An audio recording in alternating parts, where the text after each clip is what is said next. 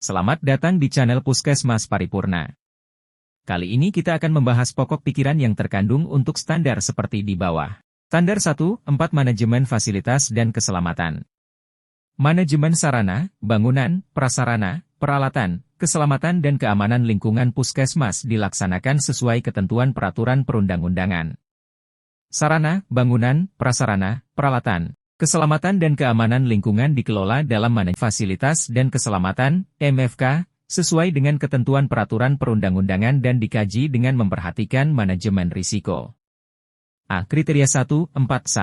Disusun dan diterapkan program manajemen fasilitas dan keselamatan, MFK, yang meliputi manajemen keselamatan dan keamanan fasilitas, manajemen bahan berbahaya beracun, B3, dan limbah B3, manajemen kedaruratan dan bencana, manajemen pengamanan kebakaran, manajemen alat kesehatan, manajemen sistem utilitas, dan pendidikan MFK.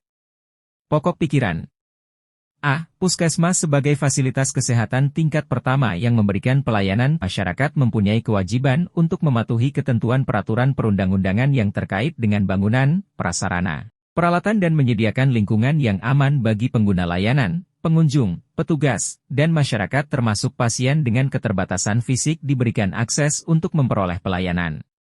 B. Pemenuhan kemudahan dan akses bagi orang dengan keterbatasan fisik, misalnya penyediaan ramp, kursi roda, handrail, dan lain-lain harus dilakukan. C. Puskesmas perlu menyusun dan menerapkan program manajemen fasilitas dan keselamatan, MFK, untuk menyediakan lingkungan yang aman bagi pengguna layanan, pengunjung, petugas dan masyarakat. D. Program MFK perlu disusun setiap tahun dan diterapkan. Program MFK meliputi hal-hal sebagai berikut. 1. Manajemen keselamatan dan keamanan fasilitas. Keselamatan fasilitas adalah suatu keadaan tertentu pada bangunan, halaman, prasarana, peralatan yang tidak menimbulkan bahaya atau risiko bagi pengguna layanan, pengunjung, petugas dan masyarakat. Keamanan fasilitas adalah perlindungan terhadap kehilangan, pengrusakan dan kerusakan, atau penggunaan akses oleh mereka yang tidak berwenang. 2. Manajemen bahan berbahaya beracun, B3, dan limbah B3. Bahan berbahaya harus dikeluarkan dan limbah bahan berbahaya harus dibuang secara aman.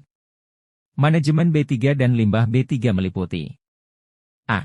Penetapan jenis dan area, lokasi penyimpanan B3 harus sesuai ketentuan peraturan perundang-undangan.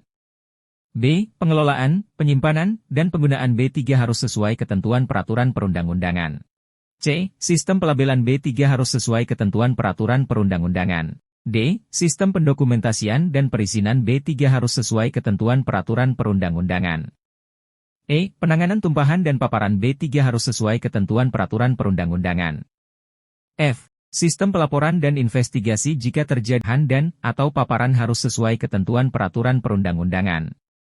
G. Pembuangan limbah B3 yang memadai harus sesuai peraturan perundang-undangan, dan H. Penggunaan alat pelindung diri, APD, harus sesuai ketentuan peraturan perundang-undangan.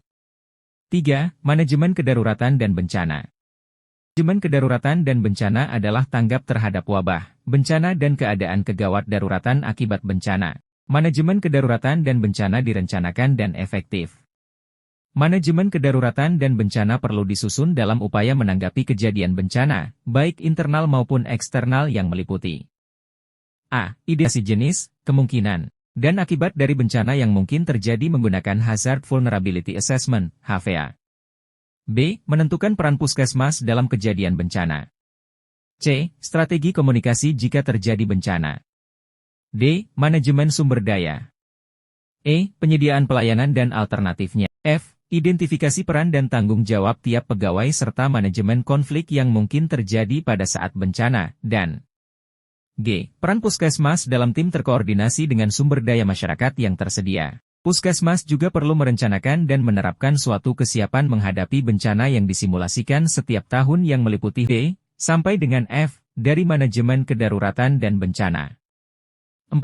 Manajemen pengamanan kebakaran. Manajemen pengamanan kebakaran berarti puskesmas wajib melindungi properti dan penghuni dari kebakaran dan asap. Manajemen pengamanan kebakaran secara umum meliputi pencegahan terjadinya kebakaran dengan melakukan ideasi area berisiko bahaya kebakaran dan ledakan, penyimpanan dan pengelolaan bahan-bahan yang mudah terbakar, penyediaan proteksi kebakaran aktif dan pasif. Secara khusus, manajemen pengamanan kebakaran akan berisi A. Frekuensi inspeksi, pengujian, dan pemeliharaan sistem proteksi dan penanggulangan kebakaran secara periodik sesuai peraturan yang berlaku. B. Jalur evakuasi yang aman dari api, asap dan bebas hambatan. C. Proses pengujian sistem proteksi dan penanggulangan kebakaran dilakukan selama kurun waktu 12 bulan, dan D. Edukasi kepada staf terkait sistem proteksi dan cara evakuasi pengguna layanan yang efektif situasi kebakaran. 5. Manajemen alat kesehatan. Manajemen alat kesehatan ini berguna untuk mengurangi risiko ketidaktersediaan dan kegagalan fungsi alat kesehatan. Alat kesehatan harus dipilih, dipelihara, dan digunakan sesuai dengan ketentuan. 6. Manajemen sistem utilitas.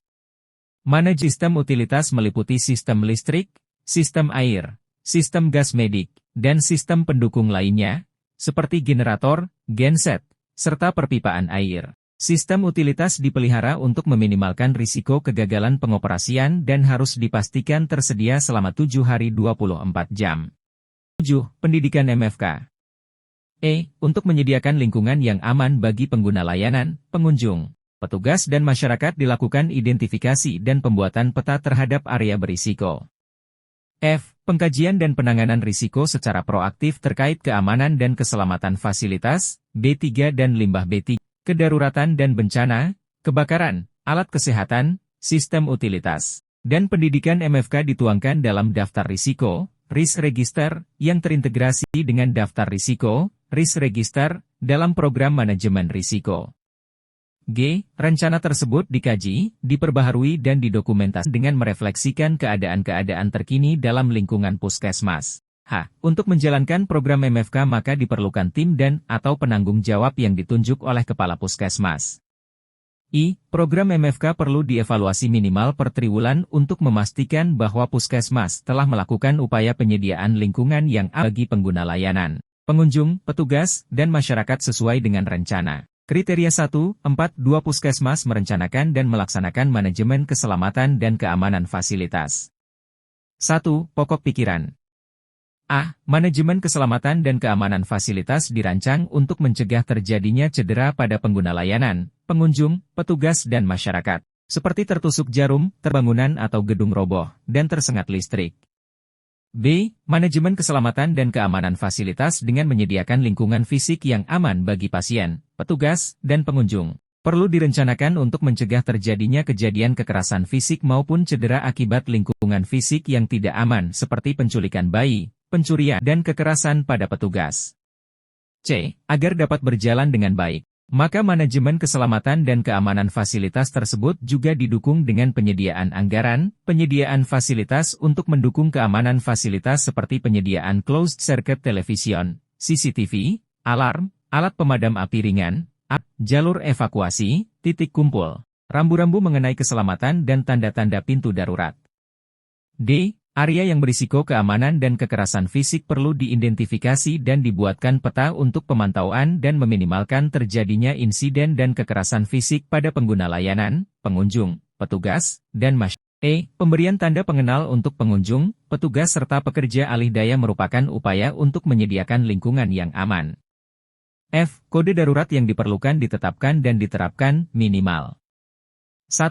Kode merah atau alarm untuk pemberitahuan darurat kebakaran. 2. Kode biru untuk pemberitahuan telah terjadi kegawatan medik. G. Dilakukan inspeksi fasilitas untuk menjamin keamanan dan keselamatan.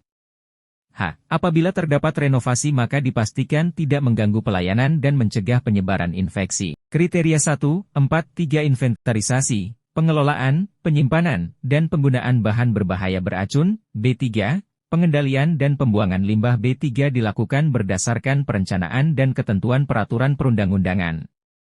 Pokok pikiran. A. Bahan berbahaya beracun, B3, dan B3 perlu diidentifikasi dan dikendalikan secara aman. B. World Health Organization, WHO, telah mengidentifikasi bahan berbahaya dan beracun serta limbahnya dengan kategori sebagai berikut: infeksius, patologis dan anatomi, farmasi, bahan kimia, logam berat, kontainer bertekanan, bendam, genotoksik, sitotoksik, dan radioaktif.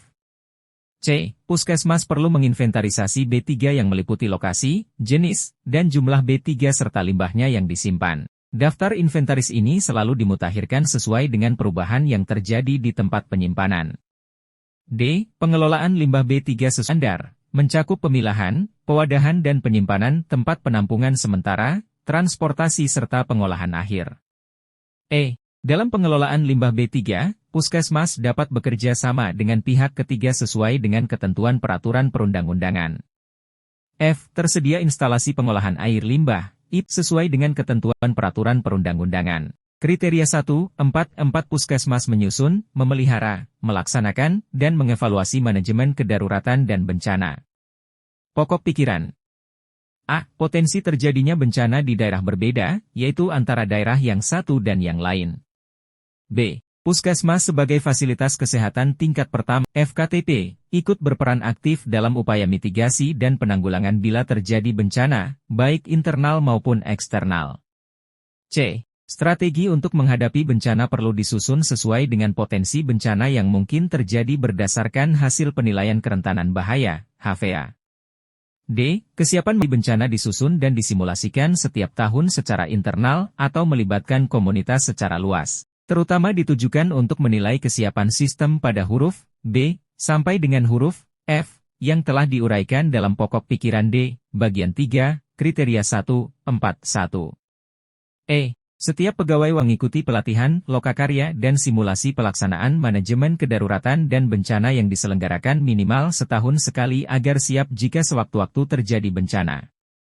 F. Debriefing adalah sebuah review yang dilakukan setelah simulasi bersama peserta simulasi dan observer yang bertujuan untuk menindaklanjuti hasil dari simulasi. G. Hasil dari kegiatan debriefing didokumentasikan. Kriteria 1, 4, 5 Puskesmas menyusun, memelihara, melaksanakan, dan melakukan evaluasi manajemen pengamanan kebakaran termasuk sarana evakuasi. 1. Pokok pikiran. A. Setiap fasilitas kesehatan termasuk puskesmas mempunyai risiko terhadap terjadinya kebakaran. Manajemen pengamanan kebakaran perlu disusun sebagai wujud kesiagaan puskesmas terhadap terjadinya kebakaran. Jika terjadi kebakaran, pengguna layanan, petugas, dan pengunjung harus dievakuasi dan dijaga keselamatannya. B. Yang dimaksud dengan sistem proteksi adalah penyediaan proteksi kebakaran baik secara aktif maupun pasif. Proteksi kebakaran secara aktif, contohnya APAR, sprinkler, detektor panas, dan detektor asap, sedangkan proteksi kebakaran secara pasif, contohnya, jalur evakuasi, pintu darurat, tangga darurat, dan tempat titik kumpul aman. C. Merokok di fasilitas pelayanan kesehatan dapat menjadi sumber terjadinya kebakaran. Puskesmas harus menetapkan larangan merokok di lingkungan puskesmas, baik bagi petugas, pengguna layanan, maupun pengunjung. Larangan merokok wajib dipatuhi oleh petugas, pengguna layanan, dan pengunjung. Pelaksanaan larangan ini harus dipantau. Kriteria 1, 4, 6 Puskesmas menyusun dan melaksanakan pengelolaan program untuk memastikan semua peralatan kesehatan berfungsi dan mencegah terjadinya ketidaktersediaan dan kegagalan fungsi alat kesehatan. 1. Pokok pikiran. A. Manajemen alat kesehatan ditujukan untuk 1. Memastikan bahwa semua alat kesehatan tersedia dan dilakukan kegiatan pemeliharaan dan kalibrasi secara berkala agar semua alat kesehatan berfungsi dengan baik. 2. Memastikan bahwa individu yang melakukan pengelolaan alat kesehatan memiliki kualifikasi yang sesuai dan kompeten. Dan 3. Memastikan operator yang mengoperasikan alat kesehatan tertentu telah terlatih sesuai dengan kompetensi yang dibutuhkan. B. Penggunaan aplikasi sarana, prasarana, dan alat kesehatan, ASPAK, oleh Puskesmas dilakukan untuk memastikan pemenuhan terhadap standar sarana, prasarana, dan alat kesehatan.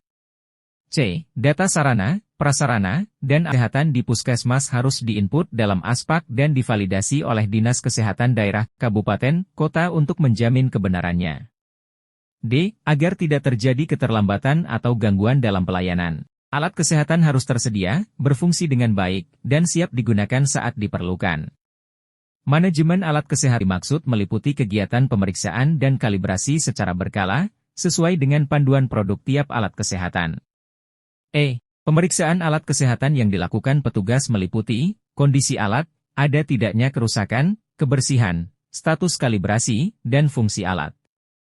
F. Pelaksanaan kalibrasi dilakukan pihak yang kompeten sesuai dengan ketentuan peraturan perundang-undangan. Kriteria 1, 4, 7 Puskesmas menyusun dan melaksanakan pengelolaan untuk memastikan semua sistem utilitas berfungsi dan mencegah terjadinya ketidaktersediaan dan kegagalan fungsi sistem utilitas. 1. Pokok pikiran. A. Sistem utilitas meliputi air, listrik, gas medik, dan sistem lainnya seperti genset, panel listrik, perpipaan air, dan lainnya. B. Dalam memberikan pelayanan kesehatan pada pengguna layanan, dibutuhkan ketersediaan listrik, air, dan gas medik, serta sistem penunjang lainnya, seperti genset, panel listrik, perpipaan air, ventilasi, sistem dan teknologi informasi, sistem deteksi dini kebakaran yang sesuai dengan kebutuhan puskesmas. Manajemen sistem utilitas perlu disusun untuk menjamin ketersediaan dan keamanan dalam menunjang kegiatan pelayanan puskesmas. C. Sumber air adalah sumber air bersih dan air minum. D. Sumber air dan cadangan perlu disediakan untuk pengganti jika terjadi kegagalan air dan atau listrik. E. Penggunaan gas medik dan vakum medik di fasilitas pelayanan kesehatan dilakukan melalui 1. Sistem gas medik 2. Tabung gas medik, dan 3. Oksigen konsentrator portabel. F. Puskesmas harus menyediakan sumber air, listrik dan gas medik beserta cadangannya selama 7 hari 24 jam. G. Sistem air, listrik, gas medik, dan sistem penunjang lainnya, seperti genset, perpipaan air, panel listrik, perlu diperiksa dan dipelihara untuk menjaga ketersediaan dalam mendukung kegiatan pelayanan. H. Air bersih perlu dilakukan pemeriksaan seperti uji kualitas air secara periodik sesuai dengan ketentuan peraturan perundang-undangan. Kriteria 1, 4, 8 Puskesmas menyusun dan melaksanakan pendidikan manajemen fasilitas dan keselamatan (MFK) bagi petugas. Pokok pikiran. A. Dalam rangka meningkatkan pemahaman, kemampuan, dan keterampilan dalam pelaksanaan manajemen fasilitas dan keselamatan (MFK), perlu dilakukan petugas agar dapat menjalankan peran mereka dalam menyediakan lingkungan yang aman bagi pasien, petugas, dan masyarakat. B. Pendidikan petugas dapat berupa edukasi, pelatihan, dan in-house training workshop lokakarya. C. Pendidikan petugas sebagaimana dimaksud tertuang dalam Rencana Pendidikan Manajemen Fasilitas dan Keselamatan.